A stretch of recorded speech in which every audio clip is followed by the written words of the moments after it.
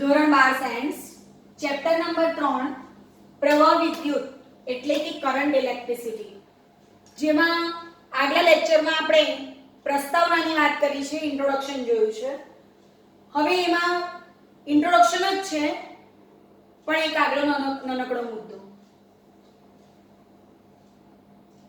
ઘન વાહક પદાર્થોમાં વિદ્યુત ક્ષેત્રની હાજરીમાં મળતા વિદ્યુત પ્રવાહની સમજૂતી. કાલે આપણે ચર્ચા કરી ગયા છે કે વાહક એટલે ધાતુ પદાર્થોમાં મુક્ત ઇલેક્ટ્રોન અને નિશ્ચિત બિંદુ પર ગોઠવાયેલા ધન આયનો હોય છે. તો અહીં આપણે એક 8 ત્રિજ્યાવાળો નળાકાર આકૃતિમાં દર્શાવ્યો છે, જેમાં ડાબી બાજુ ધન વિદ્યુતભાર છે અને જમણી બાજુ ઋણ વિદ્યુતભાર છે. સ્વાભાવિક છે કે વિદ્યુત ક્ષેત્ર એ ધનથી ઋણ તરફ ઉત્પન્ન થતું હોવાથી વિદ્યુત ક્ષેત્રની દિશા ધનથી ઋણ તરફની આપણને જણાય છે. હવે આપણે એની સમજૂતી જોઈશું. આપણે શું જોઈ રહ્યા છીએ? વાહક પદાર્થોમાં વિદ્યુત ક્ષેત્રની હાજરી હોય તો વિદ્યુત પ્રવાહ કયા પ્રકારનો મળશે, બરાબર? એની સમજૂતી જોઈ રહ્યા છે.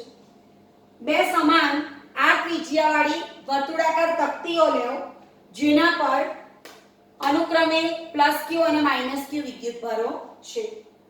આ બે તકતીઓને નળાકારના બે ગોળાકાર આડછેદ સાથે જોડીને આપણે એનું અવલોકન કરીશું. સ્વાભાવિક છે કે આની પર ધન અને આની પર ઋણ છે, એના વડે આપણે એક નળાકાર રચીશું તો ધનથી ઋણ તરફનું વિદ્યુત ક્ષેત્ર ઉત્પન્ન થશે. તો અહીંયા આપણને જણાય છે કે ધન વિદ્યુતભારથી ઋણ વિદ્યુતભાર તરફ વિદ્યુત ક્ષેત્ર ઉત્પન્ન થાય છે. ઉત્પન્ન થયેલા વિદ્યુત ક્ષેત્રને કારણે ઇલેક્ટ્રોનનો સ્વભાવ શું છે? તે ધન તરફ ગતિ કરશે. તો ઉત્પન્ન થયેલા વિદ્યુત ક્ષેત્રને કારણે ઇલેક્ટ્રોન ધન વિદ્યુતભાર તરફ પ્રવેગિત ગતિ કરશે. અને વિદ્યાર્થી મિત્રો, જ્યાં સુધી ઇલેક્ટ્રોન ગતિ કરશે ત્યાં સુધી શું થશે? વિદ્યુત પ્રવાહની રચના થશે. ફરીથી ઉત્પન્ન થયેલું જે વિદ્યુત ક્ષેત્ર છે તેને કારણે ઇલેક્ટ્રોન શું કરશે? ધન વિદ્યુતભાર તરફ પ્રવેગિત ગતિ કરશે. પ્રવેગ કેટલો તે આપણે પાછળથી જોવાના છીએ. અને જ્યાં સુધી ઇલેક્ટ્રોન ગતિ કરશે ત્યાં સુધી વિદ્યુત પ્રવાહ રચાશે. આપણે જાણીએ જ છે કે ઇલેક્ટ્રોનની ગતિ વિદ્યુત પ્રવાહની ગતિ. ધન વિદ્યુતભાર તટસ્થ થશે. સ્વાભાવિક છે કે ઇલેક્ટ્રોન ગતિ કરીને ધન બાજુ જાય તો શું થાય? ધન વિદ્યુતભાર તટસ્થ થાય. આ સ્થિતિમાં વિદ્યુત પ્રવાહ થોડા સમય સુધી મળશે અને પછી બંધ થઈ જશે. સ્વાભાવિક છે, ઇલેક્ટ્રોન ગતિ કરશે ત્યાં સુધી પ્રવાહ મળશે. ધન બાજુ ગયો અને તટસ્થ કરશે એટલે વિદ્યુત પ્રવાહ મળતો બંધ થઈ જશે. વિદ્યુત કોષ કે બેટરી યાદ કરો, એક પ્લસ ટર્મિનલ, બીજો માઈનસ ટર્મિનલ. વિદ્યુત કોષ કે બેટરી જેવી રચનામાં જેટલા પ્રમાણમાં q વિદ્યુતભાર તટસ્થ બને, q ને કોણ તટસ્થ બનાવે છે? ગતિ કરતા ઇલેક્ટ્રોનનો પ્રવાહ, બરાબર? તો જેટલા પ્રમાણમાં q વિદ્યુતભાર તટસ્થ બને તેટલા જ પ્રમાણમાં q વિદ્યુતભાર તેના બીજા છેડેથી મળી શકે તે પ્રકારની વ્યવસ્થા હોય છે. યાદ રાખજો કે વાહક પદાર્થની ખાસિયત છે એમાં રહેલા મુક્ત ઇલેક્ટ્રોન, અને મુક્ત ઇલેક્ટ્રોન ધન વિદ્યુતભાર તરફ ગતિ કરશે. જ્યાં સુધી મુક્ત ઇલેક્ટ્રોન ગતિ કરશે ત્યાં સુધી આપણને સતત વિદ્યુત પ્રવાહ મળશે. જેવા એ ધન છેડા પર જશે તરત જ એ તટસ્થ થઈ જશે, બરાબર? આ એક નાનો મસ્ત મુદ્દો હતો. હવે આપણે જોઈશું ઓહમનો નિયમ, જે તમે ધોરણ 10 માં ભણી ગયા છો. અને વિદ્યાર્થી મિત્રો, ધોરણ 12 સાયન્સના પ્રેક્ટિકલ નંબર 1 ઓહમનો નિયમ છે, બરાબર છે? એક તમારી જાણકારી માટે એક વસ્તુ આપણે જરાક જાણી લઈશું કે ઓહમનો નિયમ, વિસ્ટન બ્રિજ, પોટેન્શિયોમીટર, ગેલ્વાનોમીટરનું વોલ્ટમીટર એમીટરમાં રૂપાંતર, શન્ટની રીત, આ બધું જે છે તે ઇલેક્ટ્રિસિટી અને એટલે કે વિદ્યુત પ્રવાહ અને ચુંબકીય ક્ષેત્રના લગભગ 3 અને 4 ચેપ્ટરમાં થઈને આવી જાય છે. એટલે આ ચેપ્ટરમાં જો આપણે ધ્યાન આપીશું તો ઓહમનો નિયમ, વિસ્ટન બ્રિજના 2 પ્રેક્ટિકલ, પોટેન્શિયોમીટરના 2 પ્રેક્ટિકલ આપણા પરફેક્ટ થઈ જશે, બરાબર? એટલે પ્રેક્ટિકલી પણ આપણા માટે ખૂબ જ અગત્યનું છે. શરૂઆત કરીએ ઓહમના નિયમથી.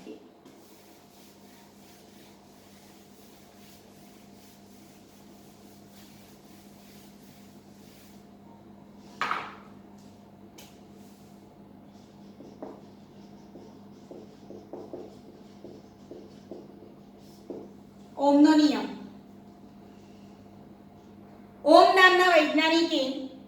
અજ્ઞાત અવરોધ અંગે વિદ્યુત સ્થિતિમાન અને પ્રવાહ વચ્ચેનો સંબંધ પ્રસ્થાપિત કરીને ઓહમનો નિયમ આપેલો, માટે એ ઓહમના નિયમ તરીકે જાણીતો છે. બરાબર. સૌપ્રથમ આપણે એનું વિધાન સમજીશું. કોઈ નિશ્ચિત ભૌતિક પરિસ્થિતિમાં રાખેલા વાહક તારના બે છેડા વચ્ચેનો વિદ્યુત સ્થિતિમાનનો તફાવત તેમાંથી પસાર કરેલા પ્રવાહના સમપ્રમાણમાં હોય છે. નિશ્ચિત ભૌતિક પરિસ્થિતિ.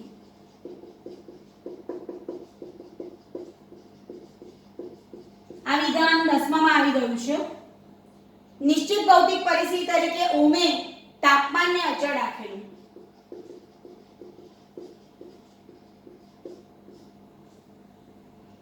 કોઈ નિશ્ચિત ભૌતિક પરિસ્થિતિમાં રાખેલા વાહક તારના બે છેડા વચ્ચેનો વિદ્યુત સ્થિતિમાનનો તફાવત તેમાંથી પસાર કરેલા પ્રવાહના સમપ્રમાણમાં હોય છે. અથવા તો બીજા વિધાન સ્વરૂપે કોઈ નિશ્ચિત ભૌતિક પરિસ્થિતિમાં રાખેલા વાહક તારના બે છેડા વચ્ચેનો વિદ્યુત સ્થિતિમાનનો તફાવત અને તેને આનુષંગિક એટલે કે તેને અનુરૂપ વિદ્યુત પ્રવાહનો ગુણોત્તર અચળ રહે છે. બરાબર છે. અચળાંક તરીકે એને મૂકેલો r માટે અહીં હું અચળાંક મૂકીશ v ir. તમે સૌ જાણો છો કે v ir સમીકરણ આપણે ઘણા વખતથી ભણતા આવ્યા છે અને લગભગ બધાને ખબર છે. તો r એ અજ્ઞાત અવરોધ છે.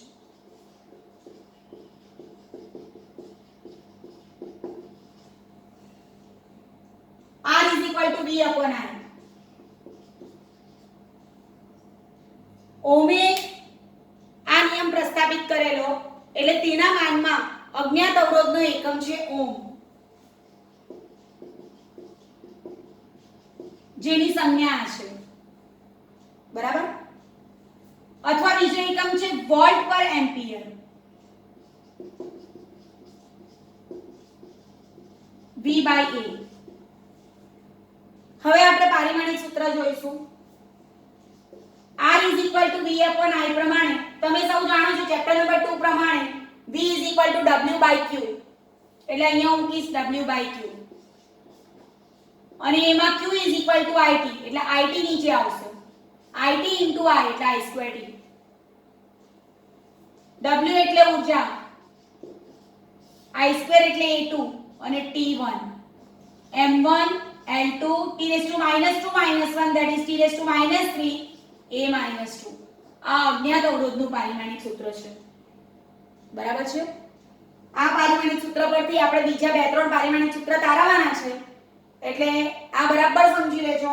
r v/i, v w/q upon i, q it, i2t, ઊર્જા માટે m1 l2 t-2 a2 t1 એટલે m1 l2 t-3 a-2 એનું પારિમાણિક સૂત્ર થઈ ગયું. આ અજ્ઞાત અવરોધ છે. હવે વિદ્યુત અવરોધ એટલે શું અને તે કોની પર આધાર રાખે છે, શું બદલીએ તો અવરોધ પર કેવા ફેરફાર થાય, વગેરે વગેરે બાબતોની ચર્ચા કરીશું.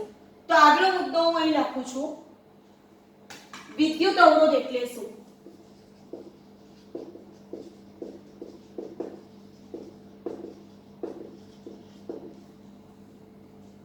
તેના મૂલ્યનો આધાર કોની પર છે? તેનો આધાર કઈ બાબતો પર? આપણે ટૂંકમાં લખીશું બાબતો પર છે. આના પરથી મને કહેજો ઓબ્જેક્ટિવ આપણે કન્સિડર કરીએ તો પૂછાઈ શકે. એટલે કે ખરેખર વાહકનો અવરોધ વાહકના પરિમાણ પર કઈ રીતના આધાર રાખે છે એવું પૂછે છે. વાહકનો અવરોધ વાહકના પરિમાણ એટલે કે માપ પર કઈ રીતે આધારિત છે તે સમજાવીએ આપણે. એક આકૃતિ દોરું છું. હવે આપણને આ પાકું થઈ ગયું છે.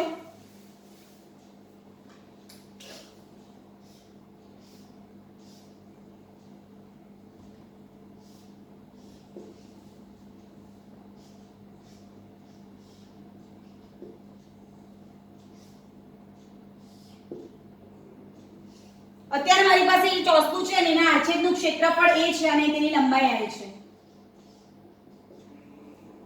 બરાબર છે?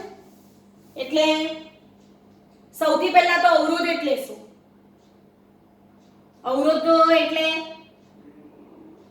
કોઈ પણ વાહકમાંથી જ્યારે પ્રવાહ પસાર થતો હોય ને ત્યારે એને જે અટકાવે છે તેને આપણે સાદા શબ્દમાં અવરોધ તરીકે ઓળખીએ છીએ. તો વાહકમાં વિદ્યુતભારો જ્યારે ગતિ કરતા હોય ત્યારે એની ગતિને અટકાવવાનો પ્રયત્ન જે કરે તે અવરોધ છે. બરાબર? અત્યારે આપણે અવરોધ તરીકે R લીધું છે.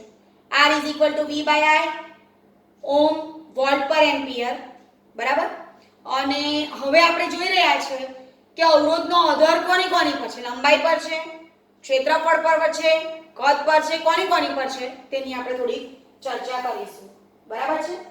આકૃતિમાં જેની લંબાઈ l હોય અને જેનું આડછેદનું ક્ષેત્રફળ a હોય તેવું એક લંબઘન ચોસલું આપણે લીધું છે. બરાબર? હવે આ ચોસલા માટે હું લખું છું અવરોધ. આપેલા ચોસલા માટે એટલે l લંબાઈના અને a આડછેદના આપણે વિધાન એક લખી દઈશું.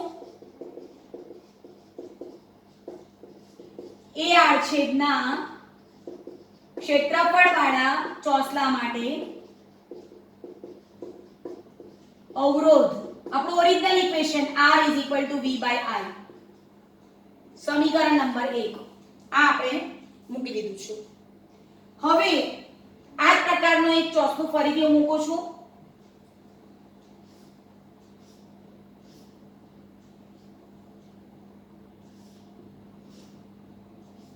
એની સાથે સેમ એવું જ જોડું છું.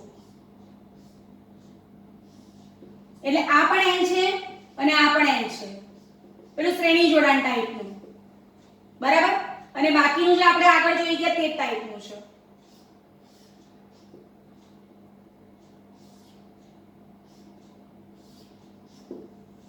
આ રીતનું લઈએ એટલે આડછેદનું ક્ષેત્રફળ એ જ છે પણ l લંબાઈના બે વિભાગોને આપણે જોડ્યા છે. ખ્યાલ આવી ગયો ને? એટલે આ જે વિભાગ હતો તેની જગ્યાએ આપણે શું કર્યું? બે સરખા વિભાગ લીધા અને બંનેને જોડી દીધા. સ્વાભાવિક છે. એક સળિયો મારી પાસે આટલો છે એની સાથે આ જોડું તો આડછેદનું ક્ષેત્રફળ તો સમાન જ રહેવાનું છે. પસાર થતો પ્રવાહ પણ સમાન જ રહેવાનો છે. બરાબર છે ને? પણ લંબાઈ તો બમણી થવાની. તો અવરોધ પર શું અસર થશે તેની આપણે ચર્ચા કરીએ છીએ. એટલે r નામાં કઈ ફેરફાર થશે? હવે r નું સૂત્ર તો આપણે લખ્યું છે R = V/I. અને હમણાં જ આપણે એક વસ્તુ જોઈ ગયા કે l લંબાઈના બે વિભાગોને આકૃતિમાં દર્શાવ્યા પ્રમાણે જોડીએ તો એનું ક્ષેત્રફળ સમાન થાય, એમાંથી પસાર થતો પ્રવાહ સમાન થાય, પણ એનો વોલ્ટેજ કેટલો થાય? તો 2V જેટલો થાય ને. V' = 2V. હું અહીંયા અવરોધ લખું છું R' = 2V/I. પણ V/I શું છે? તો તે તો આ છે ને. એટલે R' = 2R. સમીકરણ નંબર 2. એટલે સમીકરણ 2 પરથી શું સ્પષ્ટ થઈ ગયું કે લંબાઈ હું બમણી કરું છું તો અવરોધ પણ બમણો થયો ને. મેં l લંબાઈના ટુકડા સાથે બીજું l લંબાઈ જોડ્યું તો એને કારણે શું થયું? વોલ્ટેજ બમણો થયો. સ્વાભાવિક છે કે શ્રેણી છે એટલે પ્રવાહ તો સેમ જ રહેવાનો છે. વોલ્ટેજ બમણો કરીને મૂક્યો તો અવરોધ ડબલ થઈ ગયો. પણ આપણે કરેલું શું? તો આપણે તો લંબાઈ બમણી કરેલી ને. એનો અર્થ કે લંબાઈ બમણી કરીશું તો અવરોધ પણ બમણો થશે. એટલે આપણે કહી શકીએ કે આ ચલે છે l. સમીકરણ નંબર 3. બરાબર છે? હવે સેમ વસ્તુ લઈશું. આ જ વસ્તુ દોરું છું. ખૂબ જ સમજવા જેવો મુદ્દો છે આ.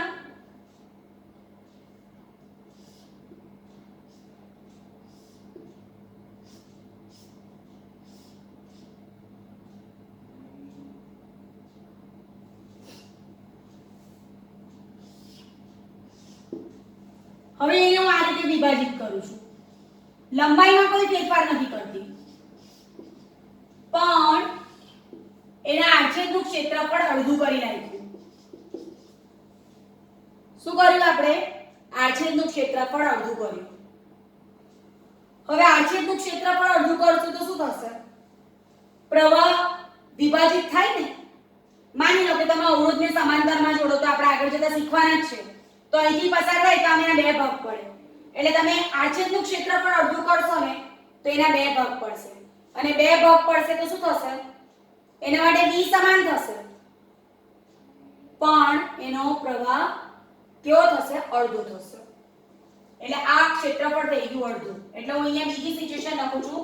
ક્ષેત્રફળ a'=a/2 કરતા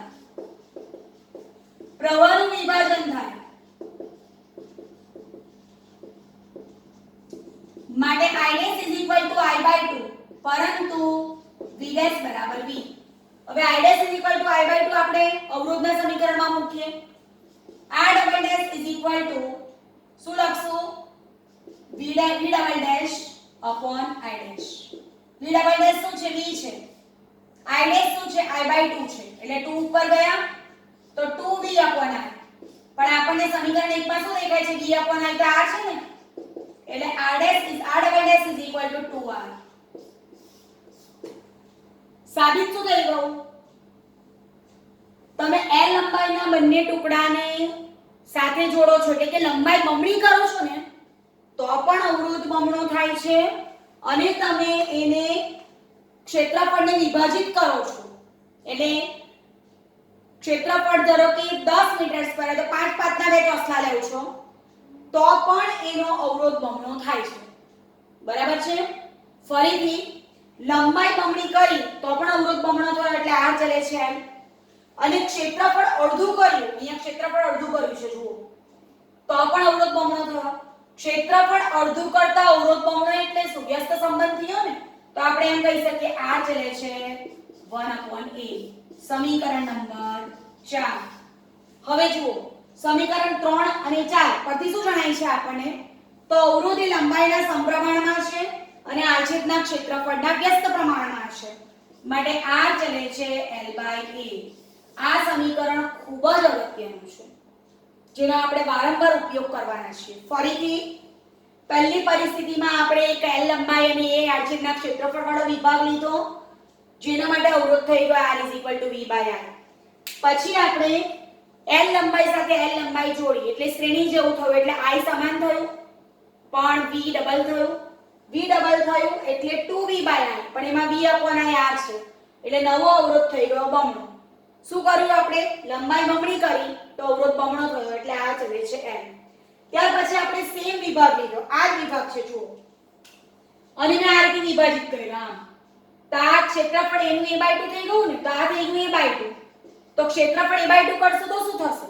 સ્વાભાવિક છે પ્રવાહ અડધો અડધો થઈ જાય બંનેમાંથી ઇન્ડિવિડ્યુઅલી વહે ને એટલા માટે. તો i' i/2 વોલ્ટેજ સેમ જ રહેશે એટલે r v' upon i'. v v અને i' એટલે 2v/i. પણ v/i તો r છે એટલે r' બરાબર 2r. અહીં શું કર્યું આપણે?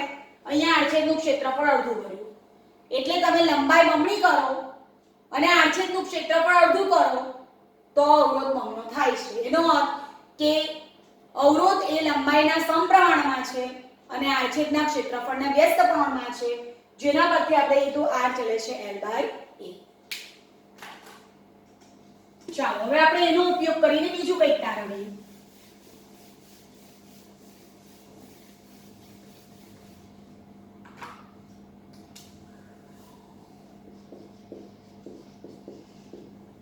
ચલનનું નિશાન આવ્યું એટલે આપણે હવે અચળાંક મૂકવો પડશે. તો અચળાંક તરીકે આપણે ρ મૂકીશું. અહીંયા ρ એ ઘનતા નથી પણ અવરોધકતા છે.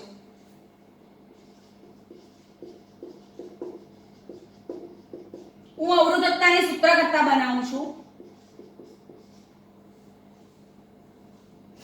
અવરોધકતાને આપણે કહીશું રેઝિસ્ટિવિટી.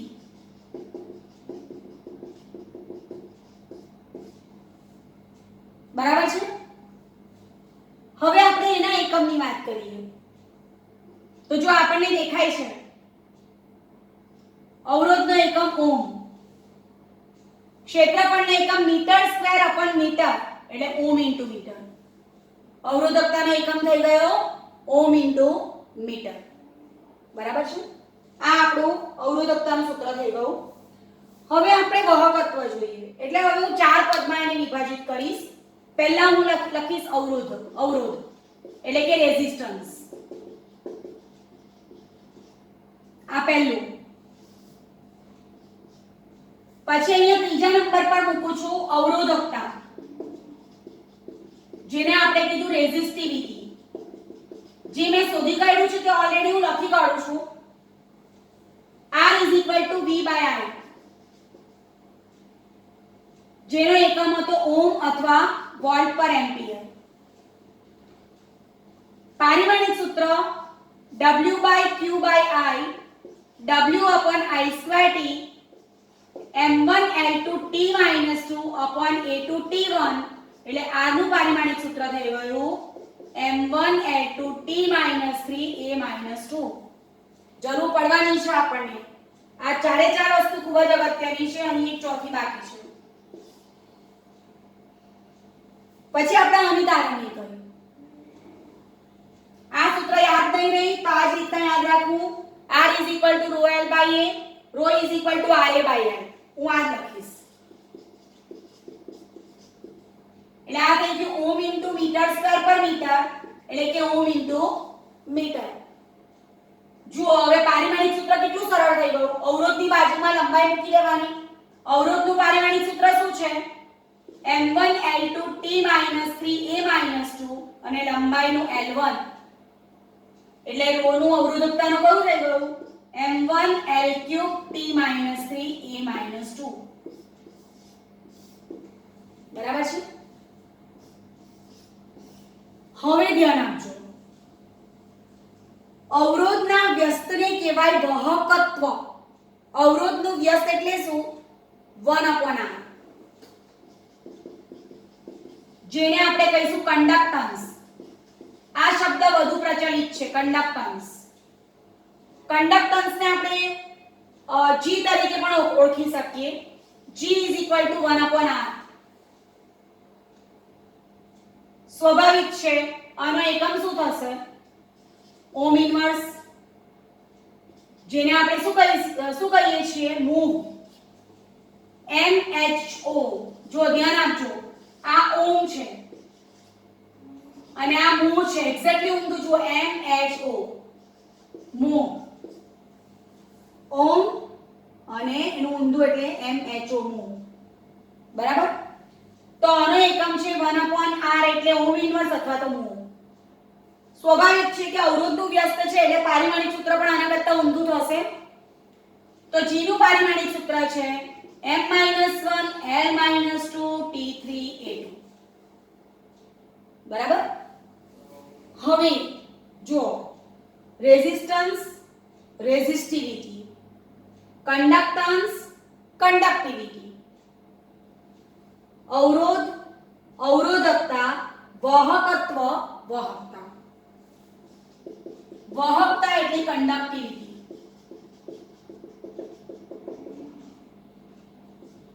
જેની સંજ્ઞા છે સિગ્મા. પૃષ્ઠગંધા નથી, આ વાહકતા છે. જેવી રીતના અવરોધનું વ્યસ્ત વાહકત્વ છે તે રીતના અવરોધકતાનો વ્યસ્ત છે વાહકતા. એટલે સિગ્મા = 1/ρ. એટલે આનું ઊંધું. આનો એકમ કયો હતો? Ohm * metre. તો આનો એકમ કયો થશે? Ohm metre inverse.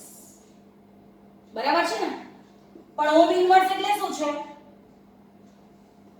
મોહ મીટર ઇન્વર્સ. પારિમાણિક સૂત્ર આના કરતા ઊંધું આવવાનું, કારણ કે એનું વ્યસ્ત છે. તો વાહકતાનું પારિમાણિક સૂત્ર છે m-1L-3T3 અને A2. ખ્યાલ આવી ગયો? હવે એક અગત્યની વસ્તુ, અવરોધકતાના મૂલ્યનો આધાર તેના દ્રવ્યની જાત, તાપમાન અને દબાણ પર છે. કોઈ દ્રવ્ય અવાહક હોય તો એને અવરોધકતા અને વાહકતા સાથે શું લેવા દેવા? જે વાહક છે તેને અવરોધકતા અને વાહકતા છે. તમે વિચાર કરો કે આપણી પાસે એક આદર્શ વાહક છે, આદર્શ વાહક, તો એની વાહકતા અનંત હશે. વાહકતા અનંત એટલે અવરોધકતા શૂન્ય હશે. પણ વિચાર કરો કે કોઈ આદર્શ અવાહક હોય તો અવરોધકતા અનંત અને વાહકતા શૂન્ય. આ બધું આપણે વિચારી લેવું પડે કે અવરોધકતા કોની પર આધાર રાખે છે, તો દ્રવ્યની જાત, તાપમાન અને દબાણ પર આધાર રાખે છે. બરાબર છે. વાહકતાની પણ એ જ વસ્તુ છે.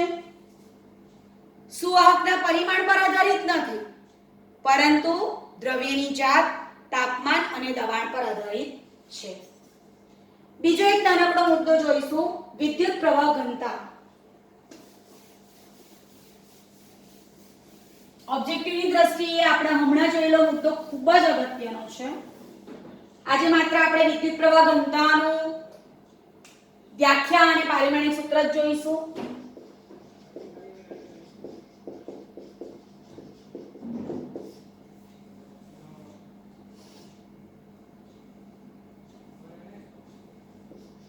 સુવાહકના કોઈ બિંદુ પાસે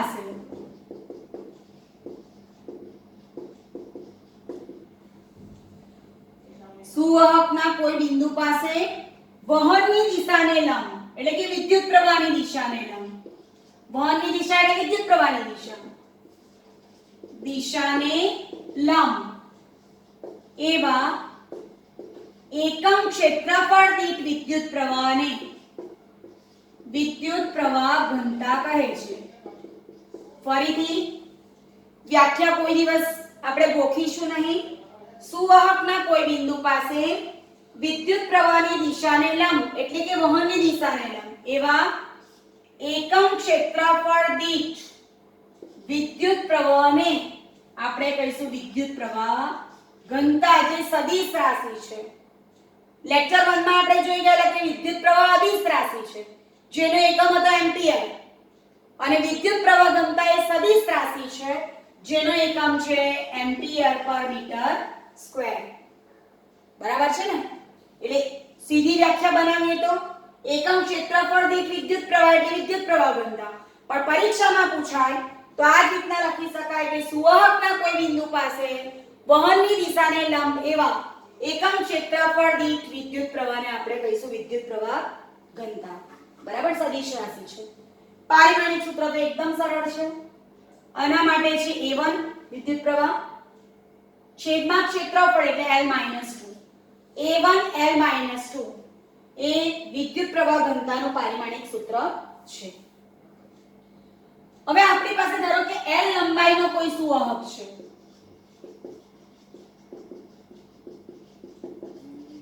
એમાં નિયમિત વિદ્યુત ક્ષેત્ર છે ધારો કે E.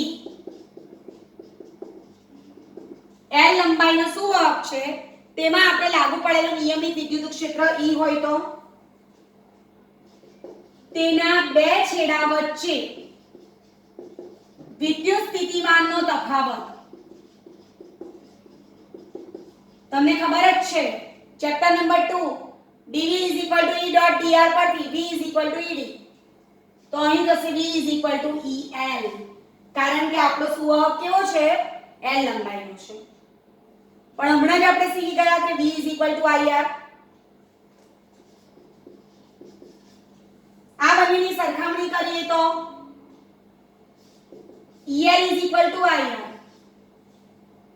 એમાં હમણાં જ આપણે શીખી ગયા કે R ρL/A, ભૂલી જવાય તો R ચલે છે L/A ρ,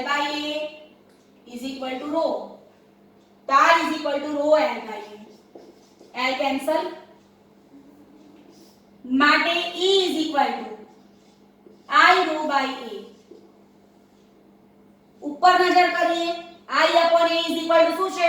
J છે. E J ρ. હમણાં જ શીખી ગયા ρ શું છે? અવરોધકતા છે, અને અવરોધકતાનો વ્યસ્ત એટલે શું? વાહકતા. તો ρ 1/σ મૂકીએ, E J/σ, that implies J = σ. એ કેટલું સરળ છે. ફરીથી ધારો કે આપણે એક L લંબાઈનો સુવાહક લઈએ, જેમાં વિદ્યુત ક્ષેત્રનું મૂલ્ય E છે, તો તેના બે છેડા વચ્ચે વિદ્યુત સ્થિતિમાનનો તફાવત V = EL પણ બે છેડા વચ્ચેનો વિદ્યુત સ્થિતિમાનનો તફાવત તો V = IR છે મળે EL = IR અહીં અવરોધ R = ρL/A એટલે L કેન્સલ E = I/ρ/A એમાં I/A = J E બરાબર J ρ એમાં ρ અવરોધકતા અને અવરોધકતાનો વ્યસ્ત એટલે વાહકતા 1/σ માટે ρ બરાબર 1/σ મૂકતા E બરાબર J/σ મળે J બરાબર σ E બરાબર છે અહીં આ જે સૂત્ર છે J બરાબર σ E તેને પણ આપણે ઓહમના નિયમ તરીકે ઓળખી શકીએ છીએ થેન્ક યુ